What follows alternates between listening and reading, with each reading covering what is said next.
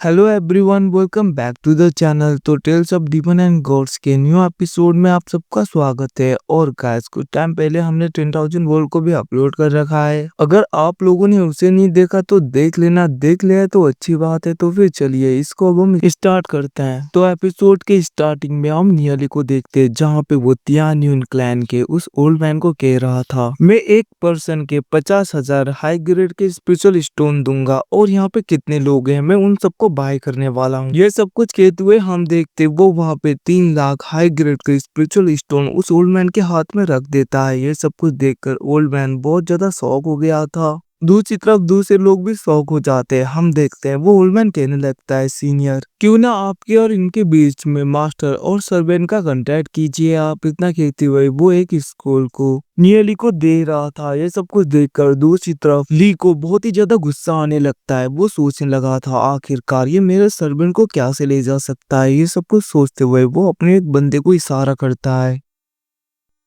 जिसके बाद में उसका एक सर्वेंट मतलब कि उसका एक बंदा आगे जाते हुए कहने लगता है, ब्रदर ये तो अनफेयर है, इन्हें हम ले जाएंगे। हमने पहले इन्हें देखा था और हमने बातें की थी, और तुम बीच में आके इन्हें ऐसे ले जा रहे हो, ऐसा हम होने नहीं देंगे। इतना कहते हुए हम देखते वहां पे 2 बंदे और आगे आ जाते हैं। ये सब कुछ देखकर दूसरी तरफ लोग बातें करने लगते हैं। ऐसा लग रहा है कि ये बंदा अब खतरे में पड़ गया है, क्योंकि लॉन्गसी चैम्बर के लोगों से पंगा लेना बहुत ही ज्यादा मुश्किल पड़ सकता है। वहीं पे लोग बातें करने लगते हैं। लॉन्गसी चैम्बर के लोगों के पास में ड्रैगन दाव रिलम के 100-200 से भी ज्यादा मास्टर्स हैं। आज तो ये बंदा गया। वहीं पे नियली उन्हें देख रहा था। वो सोचने लगता है ये तीनों ड्रैगन दाव रिलम के थर्ड स्टेज में है। दूसरी तरफ हम देखते हैं वहाँ पे प्रेसिडेंट ली मतलब कि वो एल्डर ली कहने लगता है, जाके इसे पकड़ो। अब हम देखते हैं एक ड्रैगन दाव रिलम का बंदा अपने एनर्जी को रिलीज करते हुए नियली को पकड़ने के लिए बहुत ही ज्यादा तेजी में जाने लगता है, जिसको देखकर नियली एकदम से शांत हो गया था। वो अपनी स्पेस रिंग को निकालते हुए कहने लगता है, वैसे मैंने लॉन्गसी चैम्बर के बारे में बहुत कुछ सुना है, और मैं तो इस बॉर्डर एरिया में बिजनेस करने के लिए आया था लॉन्गसी चैम्बर के साथ में। मैंने सोचा नहीं था लॉन्गसी चैम्बर के लोग ऐसे किसी भी कस्टमर के ऊपर अटैक करेंगे। इतना कहते हुए वो आराम से वहीं पे खड़ा था, जिसको देखकर एल्डरली एकदम से उस बंदे को रुकने के लिए बोलते हैं, मतलब कि बोलता है। और वो सोचने लगता है ये बंदा इतना काम कैसे हो सकता है। इसके ऊपर अटैक करने के लिए ड्रैगन दाव रिलम का एक बंदा आगे बढ़ा, जो कि इससे बहुत ही गुना ज्यादा पावरफुल है। फिर भी ये बंदा कुछ भी नहीं किया। इसका मतलब इसका बैकग्राउंड कोई नॉर्मल नहीं हो सकता। वहीं पे हम नियली को देखते हैं, जो कि धीरे धीरे आगे की तरफ बढ़ रहा था, और वो कहने लगता है, क्या यहाँ पे एल्डरली इंटरेस्टेड है मेरे साथ में बिजनेस करने के लिए। इतना कहते हुए वो आगे बढ़ रहा था, जिसको देखकर वहाँ पे एल्डरली सोचने लगता है, इतनी कितनी आसानी से 3 लाख हाई ग्रेड के स्पिरिचुअल स्टोन को स्पेंड कर दिया, तो इसका बैकअप बहुत ज्यादा स्ट्रांग हो सकता है। ये सब कुछ वो सोच ही रहा था। तभी हम देखते वहाँ पे लॉन्गसी चैम्बर की एक लेडी आगे आते हुए कहने लगती है, आखिरकार तुम हमारे मास्टर ली को उनके नाम से क्या से बुला सकते हो, थोड़ा इज्जत देके बातें करो। इतना कहते हुए वो लेडी गुस्सा हो रही थी। वहीं पे दूसरी तरफ हम देखते हैं एल्डरली कहने लगता है, वैसे मैं जान सकता हूँ तुम क्या बिजनेस की बातें करना चाहते हो हमसे। उसकी बातें सुन के नियली कहने लगता है, मुझे 200 तियान्यून क्लैन के स्ट्रॉन्गर पर्सन चाहिए, और मैं चाहता हूँ कि लॉन्गसी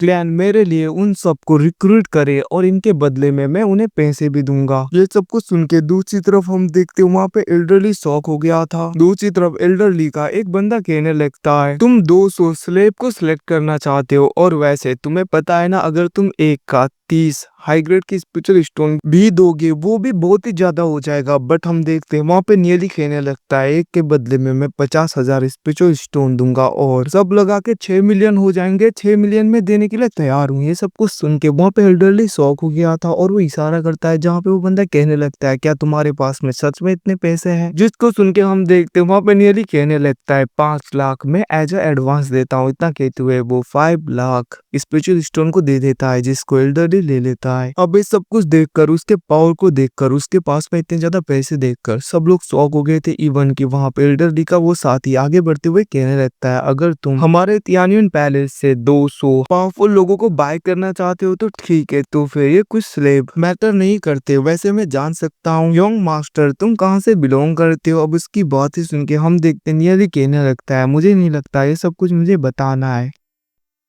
और मुझे नहीं लगता कि लोंगसी चैम्बर के लोग ऑफेंड कर पाएंगे ये सुनना कि मैं कहाँ से बिलोंग करता हूँ। अब उसकी ऐसी बातों को सुनकर वो बंदा थोड़ा सा डर गया था, मतलब कि थोड़ा साफ से लगने लगा था कि ये जरूर किसी पावरफुल बैकग्राउंड से बिलोंग करता है, और वो साइड हो गया था। चिंक्यू आगे बढ़ते हुए कहने लगता है, मैं यहाँ पे ज्यादा टाइम वेस्ट करने के लिए नहीं आया हूँ, मैं बस चाहता हूँ कि लोंगसी पैलेस के लोग मेरे लिए स्लेव को रिक्रूट करे। अगर यहाँ पे एल्डर ली को लगता है कि उनका लोंगसी चैम्बर के लोग ये सब कुछ नहीं कर पाएंगे, कैपेबल नहीं है, तो बीच में छोड़ सकते हैं, मैं कुछ नहीं कहूंगा।